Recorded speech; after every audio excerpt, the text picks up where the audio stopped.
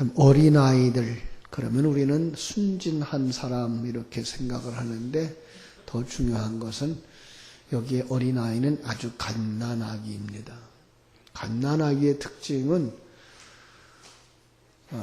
부모가 없으면 안 되는, 모든 걸 다 의지하는, 부모에게 의지하고 의존하는 그런 존재. 다른 곳에서는 이런 비유가 있죠. 어린아이를 영접하는 자는 곧 나를 영접하는 것이요 라고 말하죠.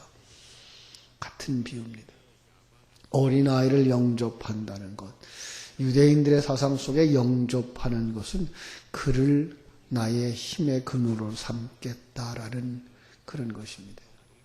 그러니까 어린아이를 내가 의지해서 그의 힘을 받겠다 그러면 나는 그 어린아이보다 더 작은 자 중에 가장 작은 자, 이런 의미입니다. 그런 아이가, 그런 사람이 천국에 들어간다. 자, 그런 의미에서 이제 재물 많은 사람과 비교를 하는 거죠. 어떤 사람이 예수님께 달려와서 묻습니다. 선생님, 내가 무엇을 하여야 영생을 얻으리까? 네가 계명을 알지 않느냐? 살인하지 마라, 간음하지 마라, 도둑질하지 마라, 거짓 증거하지 마라, 속여 빼앗지 마라, 네 부모를 공경하라. 그랬더니 선생님, 이것은 내가 어려서부터 다 지켰습니다. 유대인들의 삶이라고 하는 것은 그 십계명을 다 지키는 것이었습니다. 외모를 볼 때는 그들은 십계명을 가지고서는 털어도 먼지가 안 나는 사람들, 아주 자신만만한 사람들. 바울도 그러잖아요. 나는 흠 없는 자로다. 율법으로는 내가 흠이 없는 자로다. 요즘 우리 성도들이 오해가, 유대인들은 형식적으로는 그렇게 다 지켰으나 마음이 떠났다, 이렇게 생각을 하고 있고, 밖으로는 다 지켰지만 안으로는 못 지켰다, 이렇게 생각하는데 아니요. 그것은 조금 이해를 잘못하고 있는 부분입니다. 그들은 전심으로 율법을 다 지켰습니다. 왜? 그렇게 해야만 구원을 받는다고 생각했기 때문입니다. 하나님이 인간을 구원하시기 위해서 율법을 준 것이 아닙니다.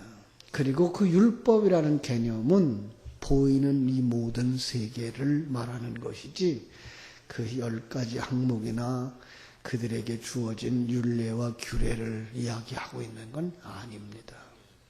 그런데 글자 그대로 그냥 그 계명만 지킨 걸 지켰다라고 말하고 있는 것이고, 주님이 너희들은 율법을 지키지 않았다라고 말하는 것은 그 율법 안에 담아준 진리를 모르기 때문에 그 겉모습만 다 지켜도 그건 지킨 것이 아니다라는 그런 의미를 말씀하고 있는 것입니다. 이 청년은 그 율법을 다 지킨 니고데모와 같은 사람이고 바울과 같은 사람이고 바리새인들이었습니다.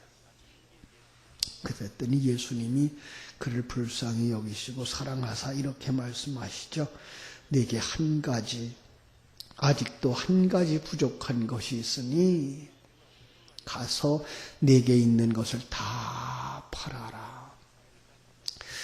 여러분, 이게 구원받는 자들의 도리라 그러면 이 세상에서 예수 믿을 사람 어디 있겠으며 구원받을 사람 어디 있겠어요? 내게 있는 거 다 팔아라. 집사님, 다 파실 수 있겠어요? 마태복음 13장 44절을 기억하십시오. 제가 그때 그랬죠. 마태복음 13장 44절에서 뭐라 그랬어요? 응? 그래, 한번 같이 가서 볼게요. 마태복음 13장 44절. 천국은 마치 밭에 감추인 보화와 같으니 사람이 이를 발견한 후 숨겨두고 기뻐하며 돌아가서 자기의 소유를 다 팔아 그 밭을 사느니라. 예, 여기에 다 팔아요. 왜 다 판다 그럴까요? 누구에게 팔아요? 돈 주는 사람한테 무조건 파는 거 아니에요. 여기에서 다 팔아요. 아, 이 모두가 다 내 것이 아니고 하나님의 것이구나. 이거 인정하고 그대로 사는 사람이 뭐한 사람이에요? 다 판 사람이에요. 예. 그럼 그때부터 내가 가지고 사는 삶은 어떤 삶이죠? 청지기의 삶이에요. 아, 이게 하나님이 내게 맡겨주신 거구나. 7, 80년 동안 이거 하나님이 내게 주시는 거구나. 시간도 생명도 물질도 하나님이 내게 필요에 의해서 이걸 주신 거구나. 그럼 이제는 누구 뜻대로 써야 돼요? 하나님의 뜻대로 쓰는 사람이죠. 이 사람한테 요구한 게 그거예요. 이제부터 내게 있는 모든 것은 내 것이라고 생각하지 마라. 오늘 우리에게 주시는 말씀이에요. 내게 있는 시간, 물질, 은사, 환경 이거 다 내 것이 아니다의 삶을 살라는 거예요. 하나님께로부터 온 거죠. 그러면 뭐가 있어요? 그러면 가난한 자들에게 줄 것이 있어요. 여기 가난한 자는 누굴까요? 가난한 자, 이제 뭐 노숙자들이 가난한 자들일까요? 농량하고 있는 거지가 가난한 자일까요? 여기 가난한 자는 심령이 가난한 자, 정말 하늘나라 양식이 그리워하는 자, 그들에게 줄 게 있어요. 그들에게 주라는 거예요. 네가 그것을 다 팔아. 그것이 하나님의 것인 줄 알고, 그 은혜를 가진 자라면 그렇게 복음에 갈급하고 있는 이웃을 향하여 그 진리를 줄 수 있지 않느냐 이거예요. 이 사람은 그 생각을 못해요. 그걸 듣지 못해요. 왜? 영안이 열리지 아니하면, 귀가 열리지 아니하면 이걸 볼 수도 없고 들을 수도 없어요. 그래서 어떡하죠? 가버리는 거예요. 성경 속의 부자는 천국에 들어가기가 얼마나 어려워요? 낙타가 바늘귀로. 낙타가 어떻게 바늘귀로 들어가요? 낙타가 바늘귀로 들어갈 수 있을까요? 없을까요? 들어갈 수 있어요. 바늘귀를 낙타보다 크게 만들면 들어가죠. 그 얘기하고 있는 거 아니란 말이에요. 네. 세상 것 가지고는 절대로 불가능하다 이 얘기를 하는 거예요. 세상 것 가지고는 절대로 불가능하다. 예. 누구만 할 수 있어요? 하나님만 할 수 있어요. 그 마음, 그 믿음, 그 삶은 이 세상으로 나오는 건 아닌 거예요. 하나님의 은혜로 나오는 거예요. 아, 그렇구나. 하나님이 우주와 만물을 창조하시는 분이구나. 하나님이 이 우주를 움직여 가시는 분이구나. 이 나라를 움직여 가고 계시는 분이구나. 하나님이 나를 이 땅에 태어나게 하셨구나. 목적이 있어서 나를 태어나게 하셨구나. 이제 내가 어떻게 살아야 될까? 하나님이 왜 나를 여기 세우셨을까? 왜 이 가정에 세우셨을까? 왜 이 교회에 세우셨을까? 왜 이 나라와 민족 가운데 세우셨을까?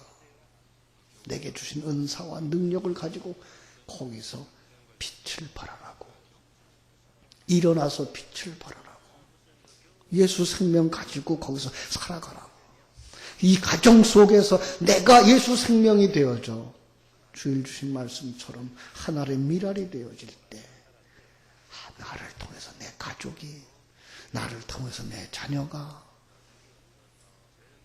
구원받게 하시려고, 하늘나라를 볼 수 있게 하시려고 마태복음에서 그렇게 말씀하셨잖아요. 베드로에게 천국 열쇠를 주셨어요. 네가 천국을 열면 다른 사람이 천국을 보지만 네가 천국을 보여주지 않으면 다른 사람은 절대 천국을 볼 수가 없어. 하늘나라를 가진 자가, 하늘 생명을 가진 자가 천국의 삶을 사는 그 삶이 없으면 누구도 천국을 볼 수가 없는 거예요.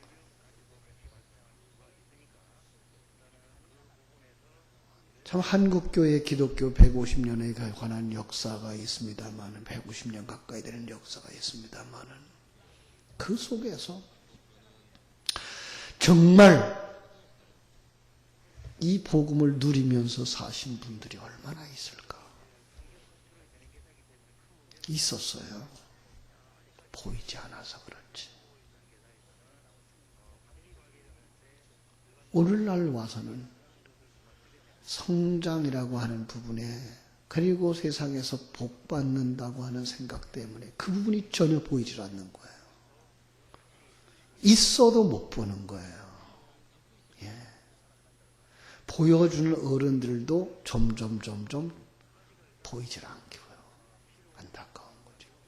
그래서 사람들의 눈에는 잘된 사람, 성공한 사람, 예, 그런 분들만 바라보게 되어졌지, 정말 자기가 없어져서 평강의 삶을 누리고 있는 가난한 크리스찬들, 성실한 크리스찬들, 자기 삶의 기쁨을 누리면서 살아가는 그 연약한 크리스찬들은 이게 위인으로 보여지지가 않은 거예요.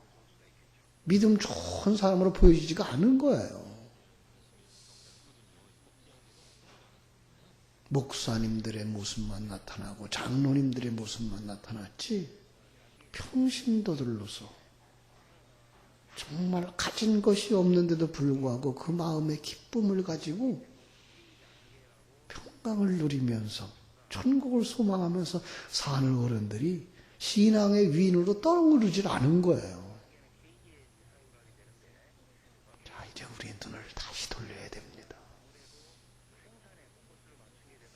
세상적으로 볼 때는 병들어 있는 모습이고 가난한 모습인데 불구하고 그 속에서 평강을 누리며 그 속에서 하나님과 함께하는 기쁨을 누리며 사랑을 나누며 살아가고 있는 이런 신앙의 인물들을 볼 수 있어야 되고요.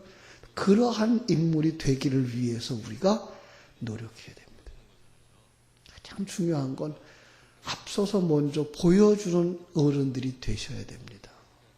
이 새벽을 깨우는 성도들이 먼저 그 자리로 들어가서 정말 천국을 보여줄 수 있는 사람들, 어린아이와 같은 마음을 가지고 다른 사람을 나보다 낮게 여기고 저 사람을 나보다 낮게 여기고, 예?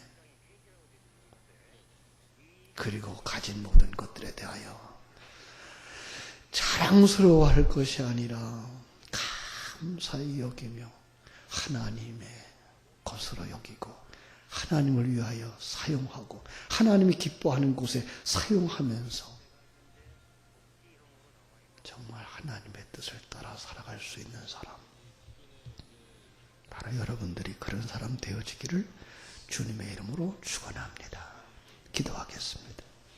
하나님 우리 아버지, 크신 은혜와 사랑을 감사하고 감사합니다. 나는 큰 자가 되려고, 이름을 남기는 자가 되려고, 높은 자리에 올라가려고 반불버둥치고 살아가고 있지는 않습니까? 갓난아이를 안으시고 누구든지 하나님의 나라를 어린아이와 같이 받들지 않는 자는 결단코 그곳에 들어가지 못하리라 하신 주님의 그 음성이 오늘도 사랑하는 성도들의 심령 속에 되새김질 되어지는 하루가 되게 하여 주시옵소서. 난 이것도 했어요, 저것도 했어요 자랑하며 살아가는 어떤 사람처럼 되지 말게 해주시고, 내게 있는 모든 것을 다 팔아 가난한 자들에게 줄 수 있는 자가 되게 하여 주시옵소서. 주님, 내 힘으로 안 됩니다. 진리의 말씀으로 성령으로 역사해 주시고 오늘도 강권적으로 찾아오셔서 말씀해 주셔야 저희들이 깨달을까 합니다. 오늘도 다 팔아 가난한 자들에게 주어라 말씀이 우리의 심령 속에서 메아리 처음으로 말미암아 내 것이 아니구나. 하나님의 것이구나. 하나님이 원한다면 하나님께 드려야지. 하나님이 기뻐하는 일에 아름답게 써야지. 가난한 자들을 위해서 나누어 줄 수 있는 것이 있는 사람들이 되게 하여 주시옵소서. 주님께서 이 나라와 이 민족 가운데 이런 신앙인들을 세워주시기를 원하며 열린 눈을 가진 사람들에게 이런 사람들이 보여지는 신앙생활들이 이루어지게 하여 주시옵소서. 참으로 한국 땅에 있는 모든 교회를 축복해 주셔서 정녕 강단에 세워주신 주의 종들로부터 시작해서 모든 성도들이 하나님의 뜻을 깨달아 알고 함께 천국 가는 길에 동반자들 될 수 있는 역사가 있게 하여 주시옵소서. 특별히 어제부터 시작된 우리 한남로의 116회 정기 노예의회 하나님 같이 해주셔서 교회의 연합 목사님들과 장로님들의 모임, 크고 작은 교회들의 형편들을 들으며 나누며 함께 기쁨의 길을 갈 수 있을지언정 그곳이 이름만 성노예지 정녕 세상 사람들처럼 성난 노예가 되지 않도록 우리 하나님께서 은혜 입혀 주시옵소서.